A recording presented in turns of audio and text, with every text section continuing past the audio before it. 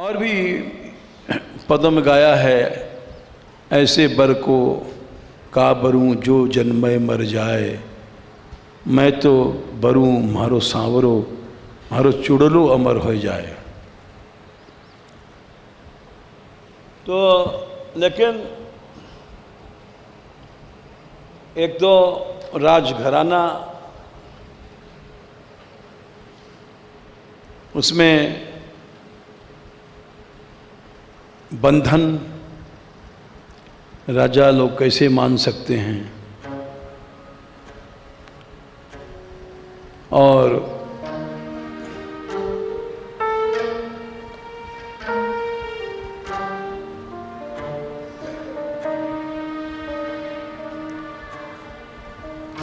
आखिर में जब बहुत चली बात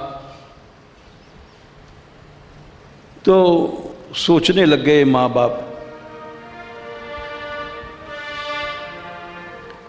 ये मानती नहीं है बंधन, जल्दी से गाई करो। उनका वही रवैया, रात में चले जाना, कोई बंधन नहीं माना जरा भी।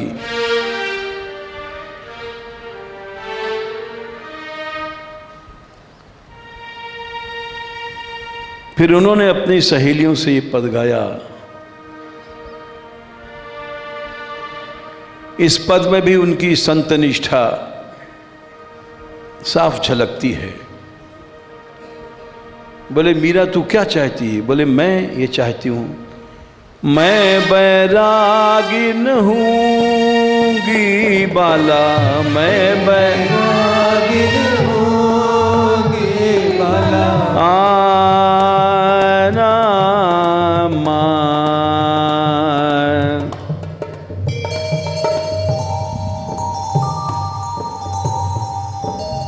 मैं बाला मैं बैरागिन हूँगी बाला, मैं बैरागिन हूँगी।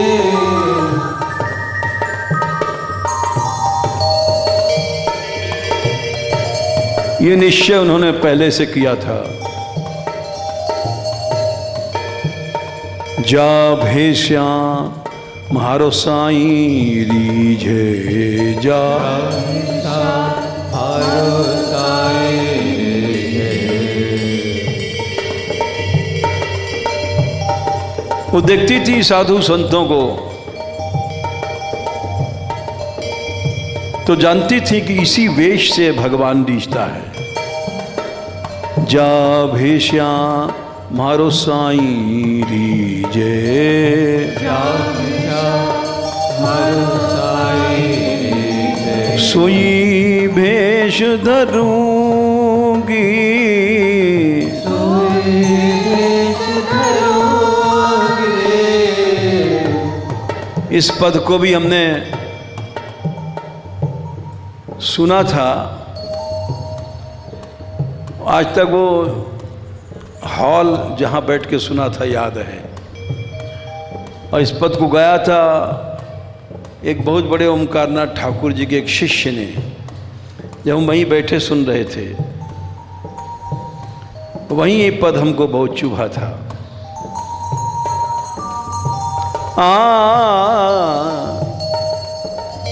जा भेषा, इसी तर्ज पे गाया था।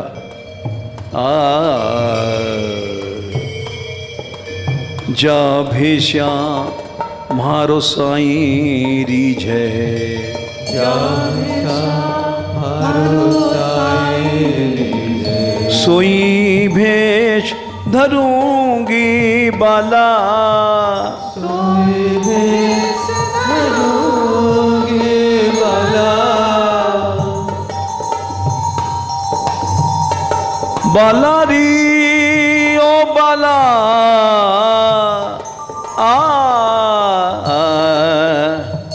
मैं बैरागिन हूँगी बाला, बैरागिन हूँगी बाला। मैं ब्याह नहीं करूँगी।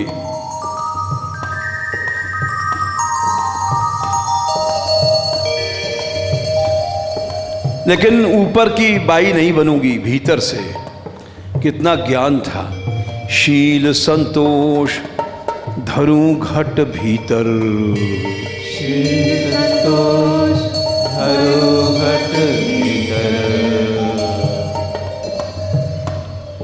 संतोष जब आ जाता है तो काम कभी नहीं सताता।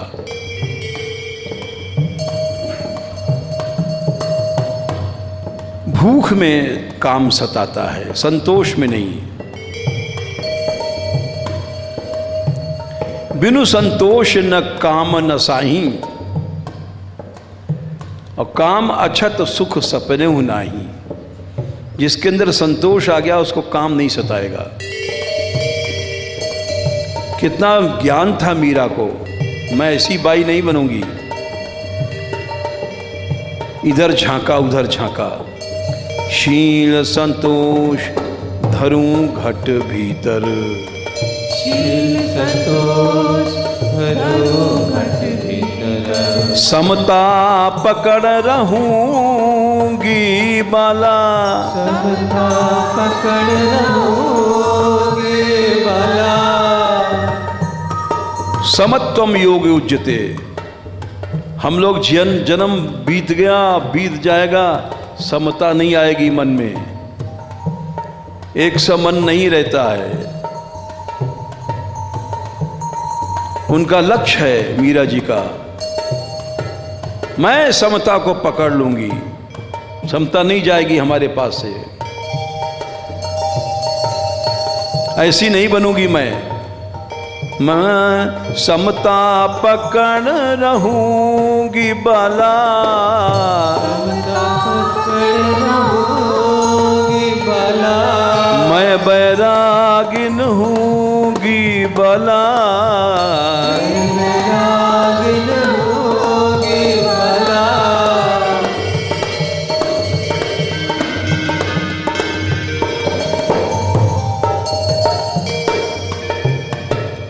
जाको नाम निरंजन कही। जाको नाम निरंजन कही।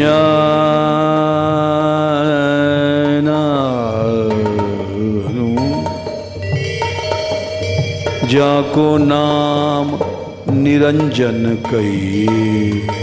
जाको नाम निरंजन कही। माया से अलग है जो, माया से निर्लिप्त है उस प्रभु का, ताको ध्यान धरूंगी बाला। ताको ध्यान धरूंगी बाला। ताको ध्यान धरूंगी बाला। ताको ध्यान धरूंगी बाला। मैं बैरागिन हूँगी बाला। मैं बैरागिन हूँगी बाला।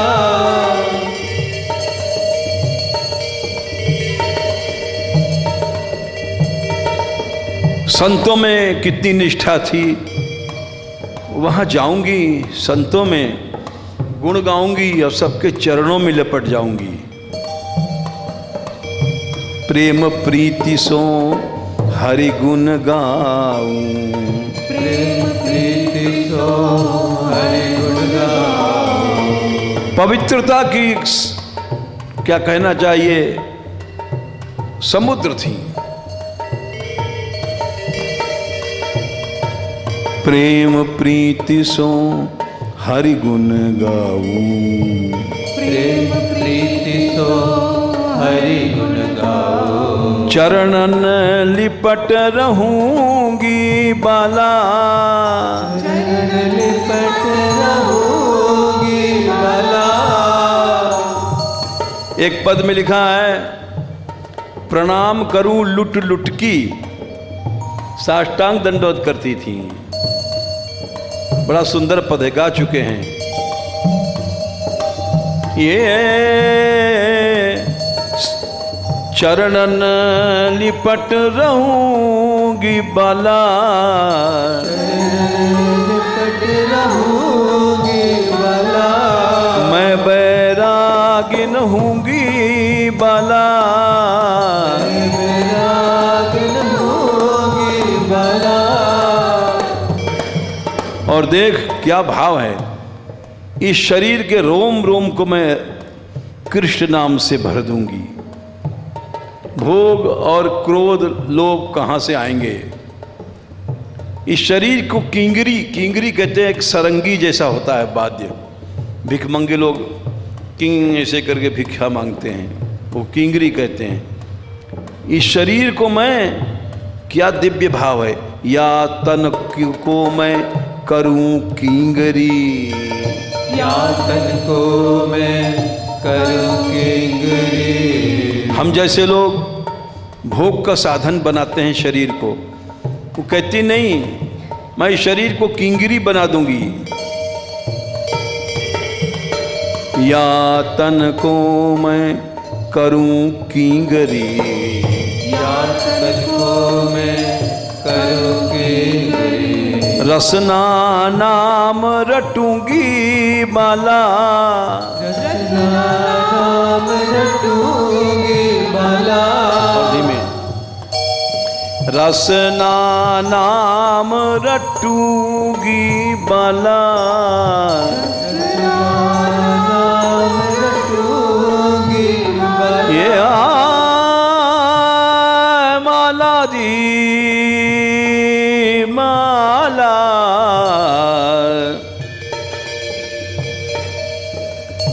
मैं बैरागिन हूँगी बाला, मैं बैरागिन हूँगी बाला।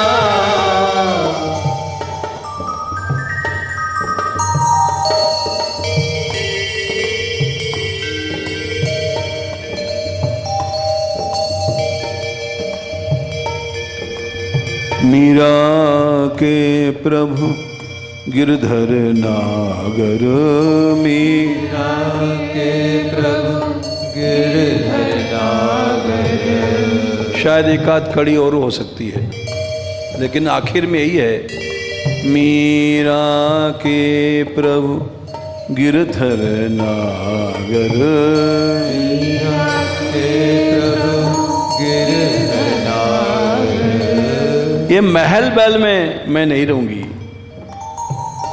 शुरू से लक्ष्य था, साधा संग रहूंगी बाला, साधा संग रहूंगी बाला।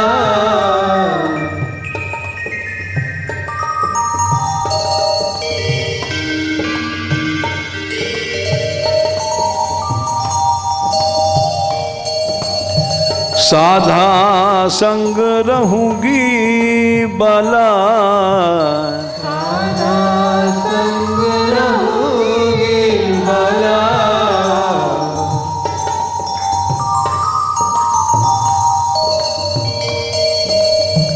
मैं बैरागिन हूँगी बाला, मैं बैरागिन हूँगी बाला।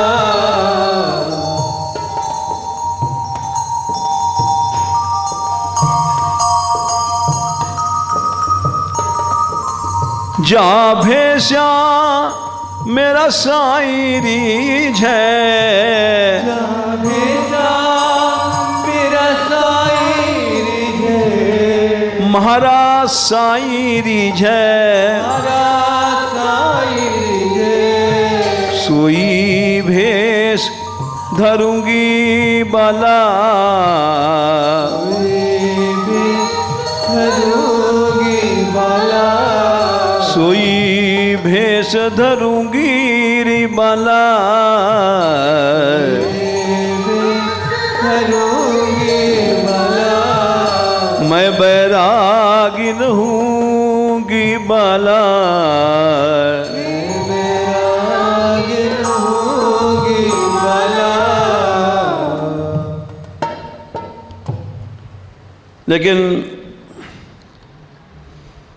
कुसुमबाई जो इनकी माँ थी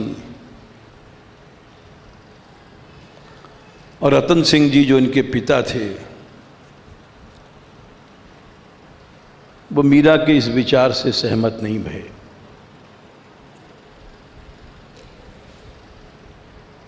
और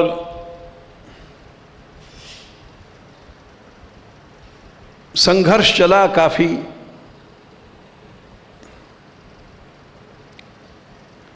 ऐसा कहते हैं कुसुमबाई बीमार पड़ी थी।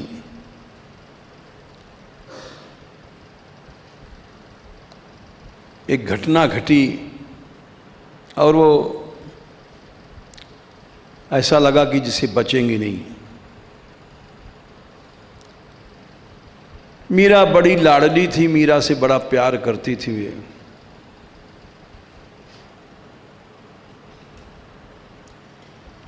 मीरा देख करके बीमार माँ को दया से लिपट गई। तो कुसुमबाई बोली कि बेटी मैं जा रही हूँ, मरूंगी, तो हमारी एक इच्छा पूरी कर दे। मेरी भी तो सगाई हुई थी, मैं भी तो भजन करती हूँ, यदि तू नहीं करेगी तो मैं ऐसे तड़प के मर जाऊंगी। मीरा ने कहा कि माँ तू मर मत,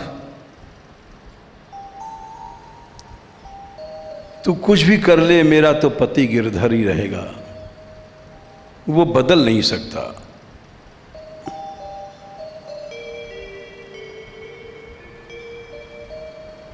कुसुम माई बोली कि तू अपना पति गिरधर ही बना के रखना, मैं ये नहीं कहती हूं,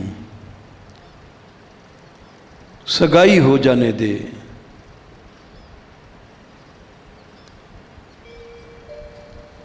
मीरा ने सोच लिया था कि मेरा तो पति गिरधर ही रहेगा। बहुत लोगों ने समझाया, राजा की बहुत सी रानियां होती हैं, हमारा एक कलंक मिट जाएगा, भोजराज के अनेक ब्याह हो जाएंगे, तेरा तो अपना नियम पूरा ही करना, हम लोगों को क्यों मारती है, मैं दुख से मरूंगी, तू अपना पति गिरधर को ही रखना, सगाई हो जाने दे। करी ब्याहा सामा नई, नई नई सामग्रियां, अनेक प्रकार के हार, ज्वेलरी, सब चीजें। लेकिन मीरा की जो स्थिति थी,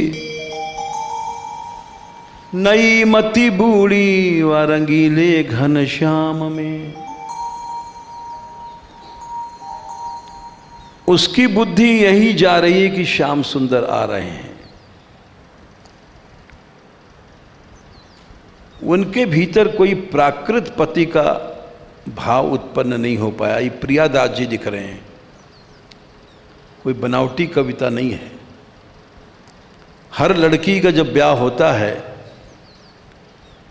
जब सामान इकट्ठा करते हैं माँ बाप, साड़ी गहना, तो मन में एक कल्पना होती है अब हमारा ब्याह होगा, अब ऐसा होगा, ऐसी बारात आएगी, सब अनेक तरह की कल्पनाएं दोनों पक्ष में, दूल्हा के पक्ष में भी होता है, दुल्हन के पक्ष में लड़की लड़का, अनेक ख्वाब सपने देखते हैं। लेकिन यहाँ प्रियादास जी कहते हैं उल्टा हुआ, गई मती बूढ़ी व रंगीले घनश्याम में। ज्यों ज्यों वो तैयारी कर रहे थे, वैसे सामान इकट्ठा कर रहे थे ब्याह के, वैसे वैसे मीरा के अंदर श्याम रंग चढ़ता गया।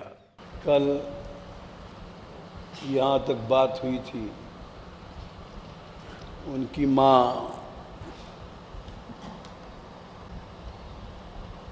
कुसुमबाई बड़ी भक्त थी और बहुत बीमार पड़ी थी। इसमें तो इतना विस्तार से नहीं है, ये हमने अलग से चरित्र पढ़ा है।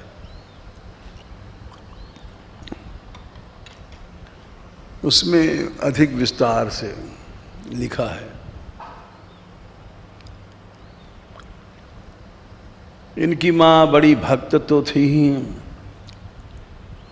मीरा के व्यक्तित्व के निर्माण में वैसे तो वे गोपी थीं, लेकिन इनकी माँ एक लीला दृष्टि से उनका बड़ा शुरू में सहयोग था। और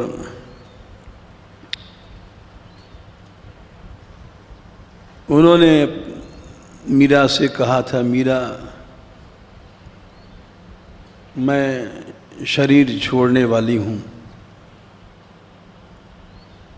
तू मेरी ये इच्छा पूरी कर दे।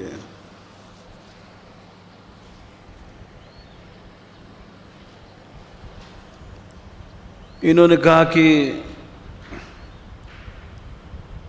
जो पद हमने सुनाया था कल, माई महानेस सपने में बरी गोपाल,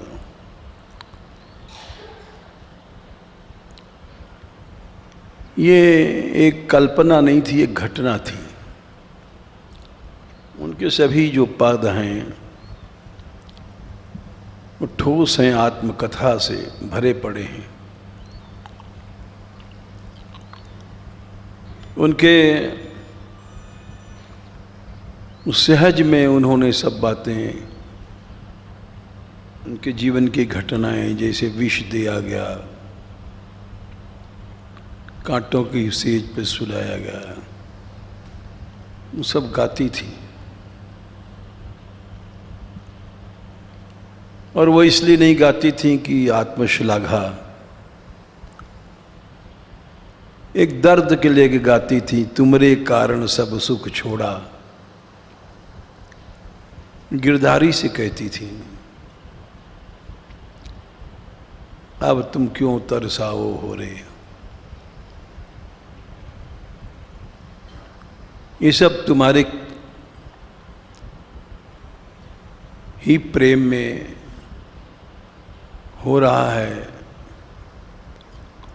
और तुम आते नहीं हो। ये एक व्यथा है,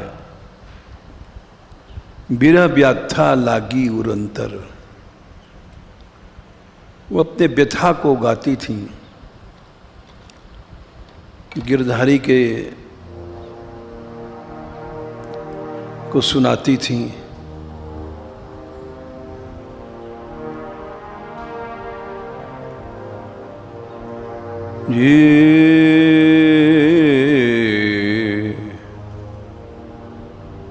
वो क्यों ऐसा कहती थी? उनका कोई प्रचार लक्ष्य नहीं था कि लोग हमारी तारीफ करेंगे। इन घटनाओं को इसलिए नहीं गाती थी कि हमने विजय प्राप्त कर लिया, लोग समझें।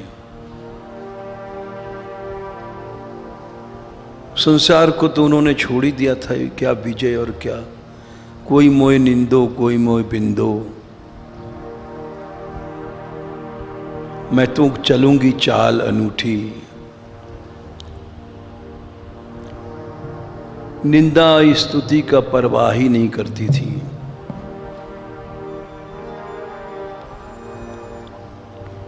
उनके एक एक शब्द ऐसे हैं,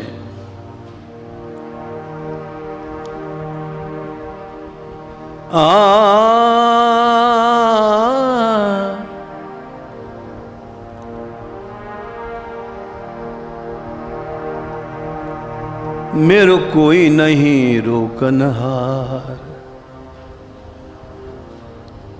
मगन है मीरा चली।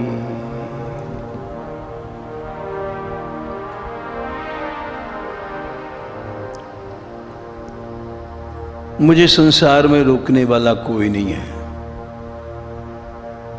ये सब शब्द उस शौर्य को, वीरता को दिखाते हैं जो आज तक कोई स्त्री नहीं कह पाई।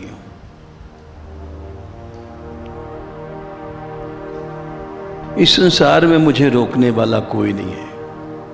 ये शब्द ही बताते हैं कि वे क्या थी।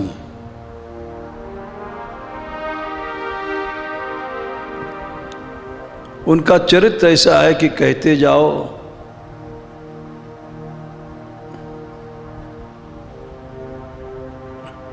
मन नहीं भरता है।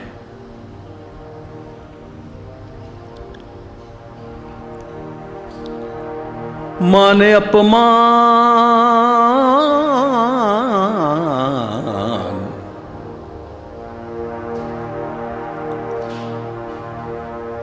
एक साधक वही सच्चा साधक है जो इन सब देह की परिस्थितियों को छोड़ के चलता है।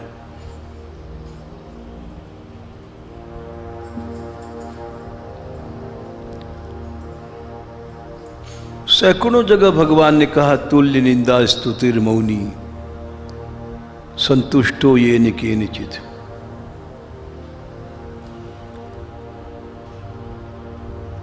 सम दुख सुखा स्वस्थ समलोष्टाश्म कांचना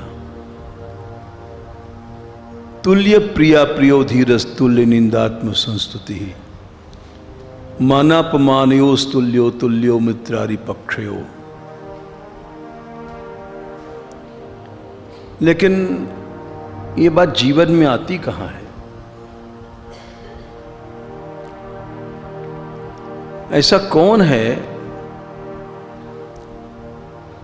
जो मान अपमान को छोड़ के चला हो?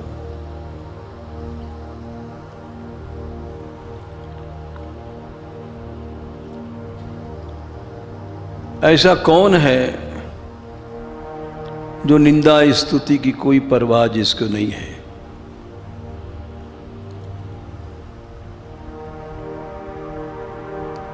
भाषण हम लोग भी दे देते हैं,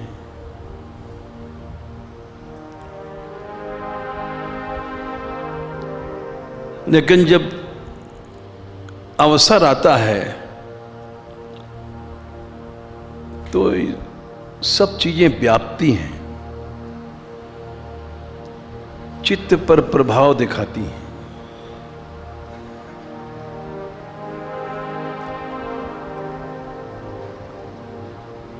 और ये शब्द देखो पता पड़ेगा कि कैसे सुंदर हैं। तेरे कोई नहीं रोकनहा मगन है मीरा चली। तेरे कोई नहीं रोकनहा मगन है मीरा चली।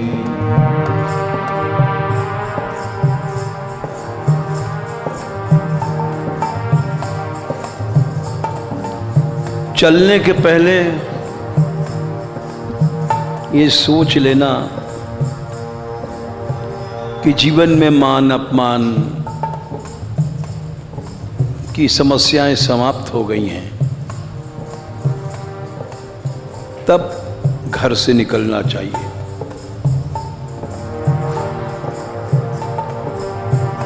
लक्ष्य लेके कौन चलता है? हम लोग भी चलते हैं। कोई महंत बनता है, कोई श्री महंत बनता है, कोई मंडलेश्वर, कोई महामंडलेश्वर, कोई जगत गुरु। ये सब क्या है? ये सब दीवानापन नहीं है, लोलुपता है।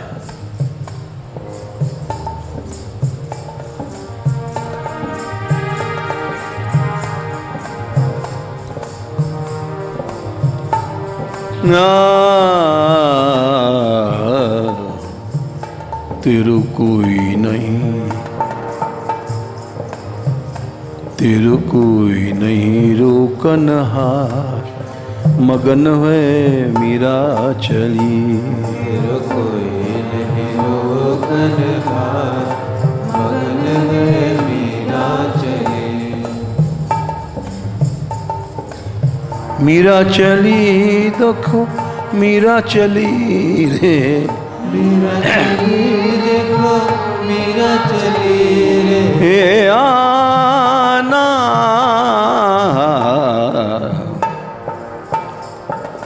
मीरा चली देखो मीरा चली। मीरा चली देखो मीरा चली। तेरे कोई नहीं रोकनहार मगन हुए मीरा चली। तेरे को भी नहीं रोकने हार, मगन में मीरा चली। कितनी ठोस बात है। भगवान ने गीता में आज्ञा दिया था, घर से हम लोग चल देते हैं, भजन करेंगे, आसक्तियों को लेके चलते हैं, आसक्तियां पटक देती हैं गड्ढों में। लाओ पैसा, लाओ भोजन, लाओ सम्मान, लाओ भोग। इसलिए वो दीवानापन नहीं आ पाता। भगवान ने एक बात कही थी बड़ी सुंदर, 15वें अध्याय में। बोले घर से निकले हो भगवान का खोजने के लिए। परिमार्गण कहते हैं खोजना। 15वें अध्याय में 14वां श्लोक है।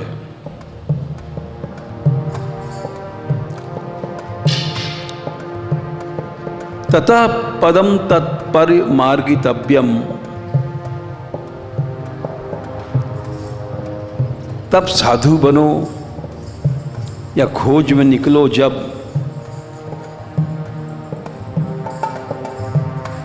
तीसरा श्लोक उसका कोर्स पूरा हो जाए तब।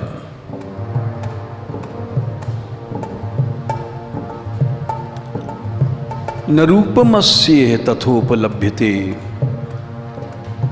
नंतो न चादर न च संप्रतिष्ठा, अश्वत्थमेनं सुविरूढ़मूलम असंग शस्त्रेण दृढ़ेन छित्त्वा।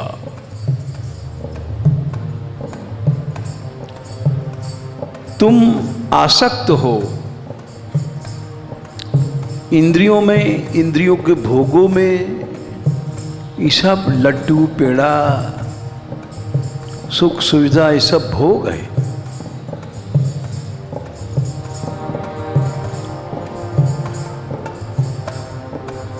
इसको पहले असंग शस्त्रेण दृढ़ेन छित्त्वा, पहले असंगता से इनको काट दो।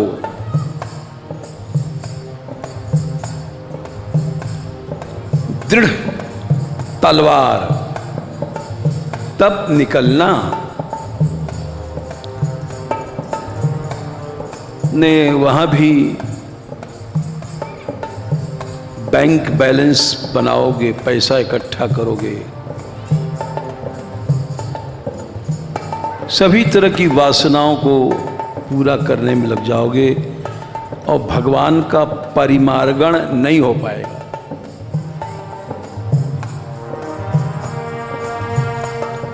परिमार्गण करोगे तुम कांचन का, परिमार्गण करोगे कामिनी का,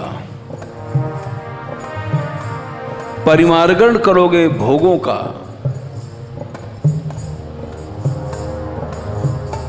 उसके लिए तुमको अनेक प्रकार के छल कपट, इसी से तुम्हारा जीवन भर जाएगा।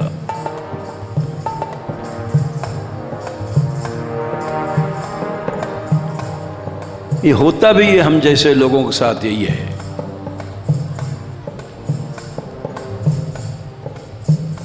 ये बात भगवान ने नहीं, गोपियों ने कहा है। कृष्ण,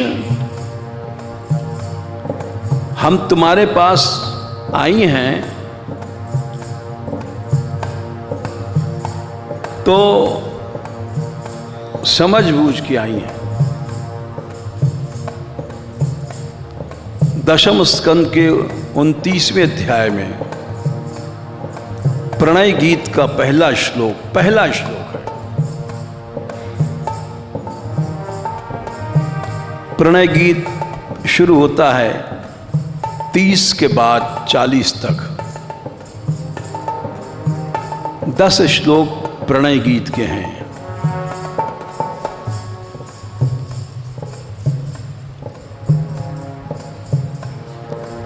श्रीमद् भागवत के पंच गीतों में प्रणय गीत पहला गीत है।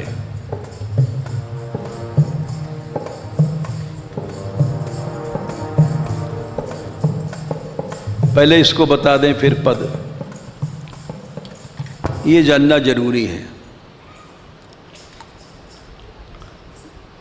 पंच गीत हैं भागवत में श्रृंगार रस के। यूँ तो बहुत से भिक्षु गीत भी है, और भी गीतें हैं। श्रृंगार रस संबंधी 5 गीत हैं।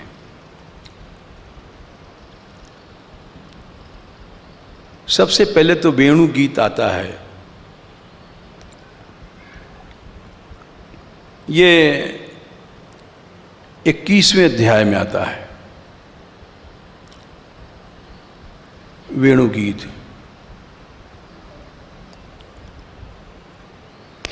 वंशी बजती है। उसके बाद रास में सबसे पहला गीत आता है प्रणय गीत 29वें अध्याय में। वेणु गीत में 13 गीत हैं, यानी 13 श्लोक हैं।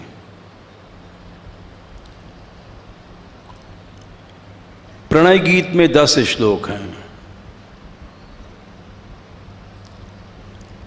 उसके बाद फिर गोपी गीत आता है 31वें अध्याय में। गोपी गीत में 19 गीत हैं, 19 श्लोक हैं।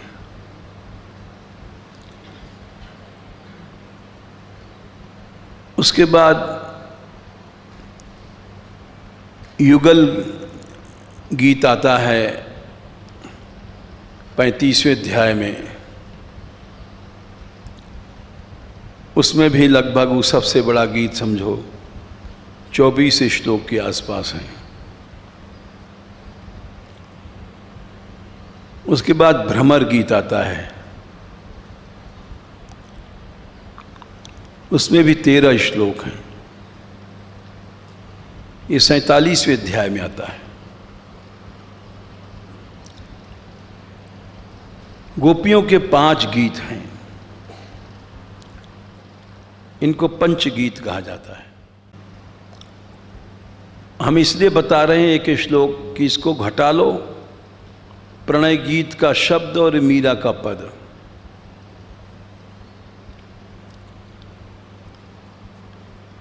प्रणय गीत में जो पहला श्लोक है प्रेम तत्व का उसमें निरूपण होता है, इसलिए इसको प्रणय गीत कहा गया है।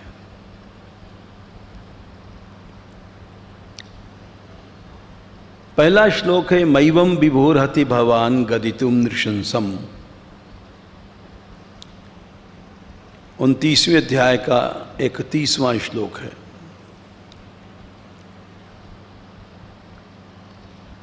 तुम विभु हो, भगवान हो, हम जानते हैं।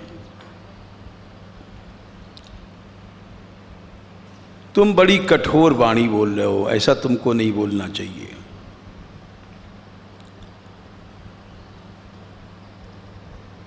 भगवान की बात काट दिया उन्होंने। यानी तुम अब तक जो बोले हो प्रेम शास्त्र के अनुसार नहीं बोले हो।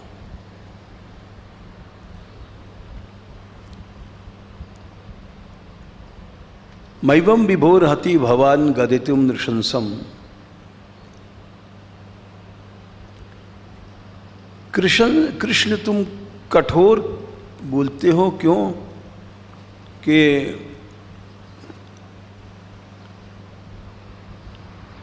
हम कौन हैं ये समझो। अपना परिचय देती हैं, संतज्य सर्व विषयांश तव पाद मूलम। ये प्रेम का सिद्धांत है। अब वो इस पद एक ही कड़ी है, प्रणय गीत से मिला लो।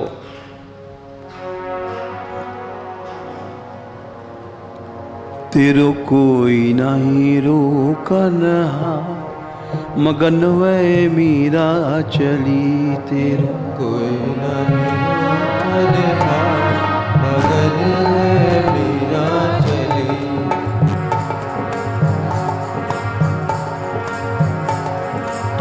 मीरा चली रे मीरा चली, मीरा चली रे मीरा चली। ततः पदम तत्परमार्गितव्यम, तब चलो। चलने के पहले मीरा कहती हैं,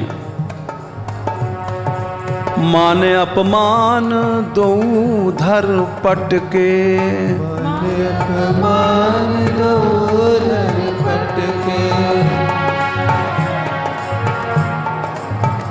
पटके, पहलवान लड़ता है कुश्ती में तो दूसरे को पटक देता है, यानी हमने युद्ध किया है, मैंने पटक दिया इन दोनों को। ये शब्द ही क्या है? ऐसे सहज शब्द कहीं नहीं मिलेंगे। माने अपमान दो धर पटके, माने अपमान दो धर पटके। तब चली हूं मैं तो निकसी हूं ज्ञान गली, मगन हुए मीरा चली। तो निकसी हूँ ज्ञान गली, मगन है मीरा चली।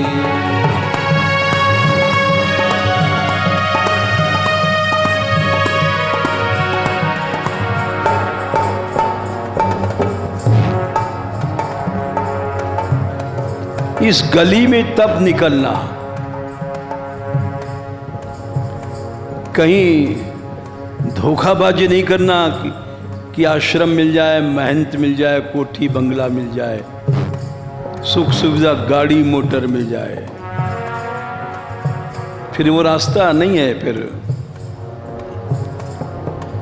वो तो भोगों का परिमार्गण है।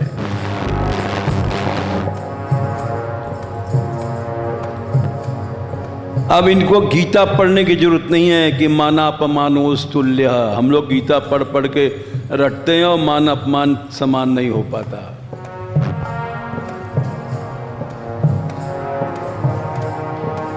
भागवत पढ़ने की जरूरत नहीं। अमानित्वम मदद्भिप्तम कृतस्या परिकीर्तनम। जन्म भर भागवत कहते हैं और सम्मान बयान ये सब नहीं छूटता है। और वहाँ पहले ही से सोच रखा है, इसीलिए प्रेम का दीवानापन आया। और बाकी जो कथाकार हम लोगों में सम्मान का दीवानापन बढ़ता है। पगे गिरधारी लाल पिता ही के धाम में, पिता के ही भवन में, पीहर में ही गिरधारी के प्रेम में रंग गई थी। एक एक शब्द बता रहा है, हम कोई अपनी ओर से अर्थ नहीं मिला रहे हैं। राणा के सगाई भई करी ब्याह सामा नई। बहुत सामान सजाया गया, गहने वहने, ब्याह में जैसा होता है। लेकिन गई मती बूढ़ी व रंगीले घनश्याम में। जिस लड़की का ब्याह होता है, बारात तो पीछे आती है, वो पहले से ही मीठे मीठे ब्याह के सपने देखने लग जाती है। अब ब्याह होगा, वहाँ जाऊंगी, ऐसा होगा वैसा होगा। दोनों पक्ष में दूल्हा भी सोचता है कि हाँ अब हमारी जीवन संगनी आएगी। ये सब कल्पनाएं अनेक मन में आने लग जाती हैं। लेकिन यहाँ उल्टा है। इधर तो ब्याह का तैयारी है, उधर राणा के सगाई भई, करी ब्याह सामा नहीं, लेकिन उधर गई मती बूढ़ी वरंगीले घन श्याम में। उनकी बुद्धि घनश्याम में डूब गई, पता ही नहीं कि घर में क्या हो रहा है। ऐसा कहीं होता है दुनिया में? हुआ है जब तो लिख रहे हैं। सारा दोनों वंश ब्याह में डूब रहा है और उसका उल्टा हो रहा है, मीरा घनश्याम के रंग में डूब गई हैं।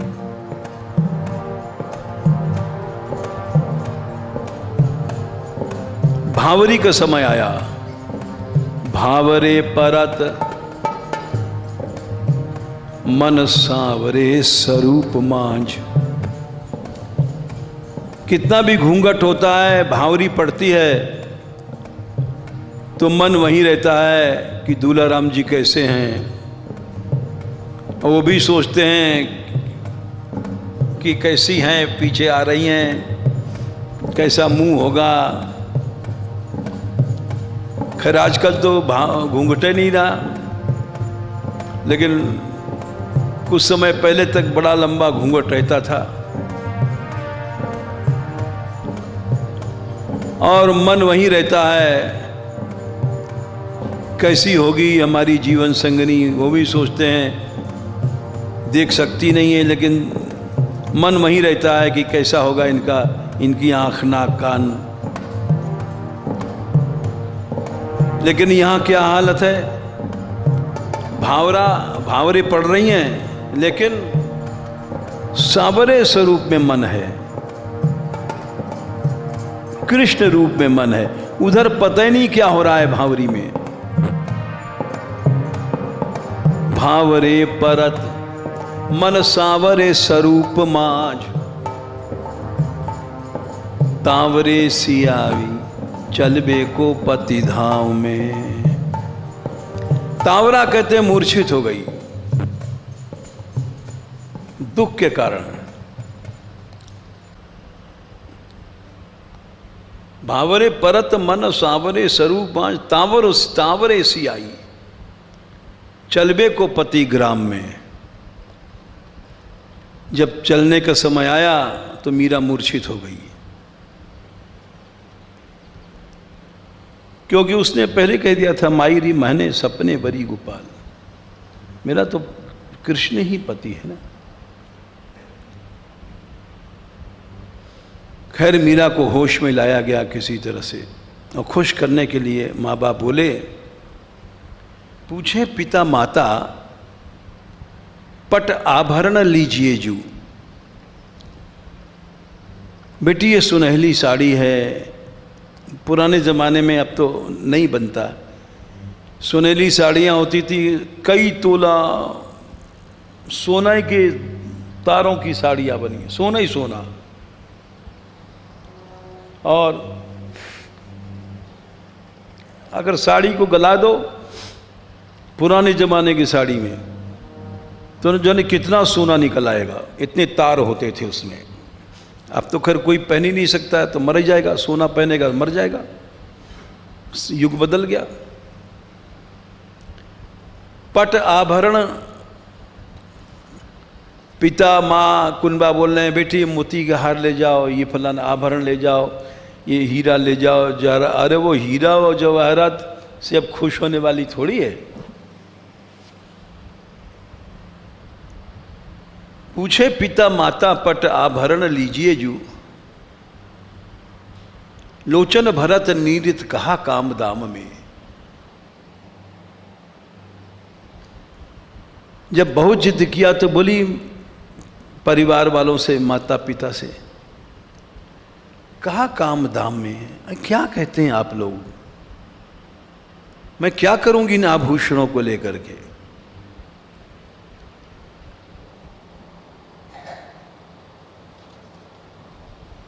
मैं क्या करूंगी सुनहली साड़ी लेकर के।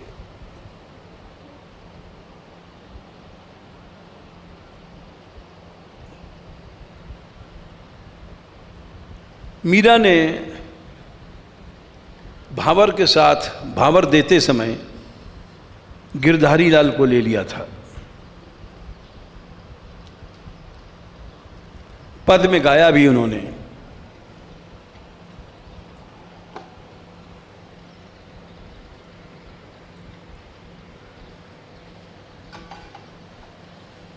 मेरी भावर तो गिरधारी के साथ पड़ी है। और वो कोई कोई ऐसी लड़की होती है पक्की। एक बहुत पहले की लड़की थी, हम परीक्षा देने जाते थे, 35 साल पुरानी बात है। तो उसके घर में रुकते थे, वो बड़े भक्त थे। तो हम पहुंच गए शाम को। अरे आप कैसे आ गए पंडित जी? हमने कहा भाई हम एग्जामिनेशन है कल। तो सब हंस गए कि पंडित जी भी परीक्षा देते हैं। तो सत्संग होने लग गया, वो भूल गए, वो लोग भी, हम भी भूल गए। रात को 12-1 बज गए। फिर पूछा उन्होंने पेपर कब? हमने कहा सवेरे 7 बजे। अरे अरे अरे, तो बड़ा गड़बड़ किया हमने। कई लड़कियां थी, सब वहीं सो गई हमारे साथ ही। 5-6 बहनें थीं। ये मथुरा की घटना है। तो माता की ऐसी आज्ञा है कि हमारे कूंख से जो लड़का पैदा हुआ है वो भजन जरूर करेगा। तो पहले हम लोग उठती हैं तो भगवान का दर्शन करती हैं। एक चित्र था श्री कृष्ण का। हम बड़े प्रसन्न भये। हमने कहा तुम्हारी माँ भी धन्य है। हमारे आने के बाद उसका ब्याह हो गया। तो 3-4 साल बाद वो आई। तो हमने कहा कि अब अरे तुम कैसे आ गई? बोले हमको कौन निकलने देता है, रिश्तेदार लोग थे बरसाने आ रहे थे तो हम इनके साथ चली आई। और इस शर्त पे आई कि हम गहवर बन जाएंगे मानगढ़। उसके साथ रिश्तेदार भी थे 3-4। तो हमने कहा फिर? बोले हमारा ब्याह हो गया और हमको बहुत कष्ट है। हमने कहा कष्ट क्यों है? तुमको गरीब घर में चली गई, पैसे वाले की लड़की थी। बोले नहीं, हम ज़्यादा पैसे वालों के घर में चली गई हैं। सब नास्तिक हैं, वहाँ श्री कृष्ण का चित्र मैं नहीं रख सकती। क्लबों में भोजन करते हैं। तो फिर बोले आप हमारा कष्ट दूर नहीं कर सकते हैं, लेकिन मैं इसलिए आई हूँ आपके पास कि हमारे जीवन का नियम था गुप्त भजन करने का, वो मैंने आपको ही बताया था। और आपको ये बताने आई हूँ कि आज भी मेरा नियम चल रहा है। लॉकेट में यहाँ रेखा चित्र रूप में कृष्ण थे, दिखाया उसने। लॉकेट पहनती नहीं यहाँ पर। बोले हमारे पति नास्तिक हैं, उनको पता नहीं, सोती उनके साथ हूँ, लेकिन पहले उठ करके पहले इनको प्रणाम करती हूँ, इनका दर्शन करती हूँ, उसके बाद पति का मुंह देखती हूँ। तो वो घटना हमको इतनी चुभ गई कि वास्तव में मीरा का भी जो सिद्धांत था वो विवाह उसके सिद्धांत को तोड़ नहीं पाया। भावर के समय उसने गिरधारी लाल को ले लिया और विवाह हुआ। उसके बाद जब विदाई के समय मूर्छा हो गई तो माँ बाप ने कहा तू जितना आभूषण चाहिए ले जा। तो बोली मैं आभूषणों को लेके नहीं जाऊंगी। बोले फिर मेरा गिरधारी मुझे दे दो। अरे सब समझ गए, ये तभी जाएगी। देवो गिरधारी लाल जो निहाल कियो चाहो, और धनमाल सब राखिए उठाए के। ये सब ले जाओ गहने बहने। हमारा गिरधारी हमें दे दो।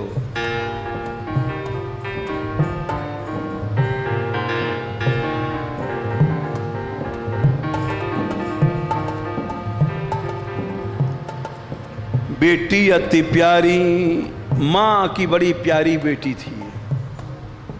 कुसुमबाई दौड़ के गई, प्रीति रंग चढ़ो भारी, रोए मिली महतारी, कही लीजिए लड़ाए के।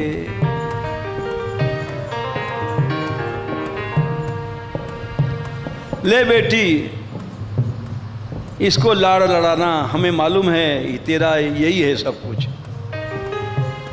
मां जानती थी गिरधारी के बिना नहीं जाएगी, चाहे प्राण निकल जाए।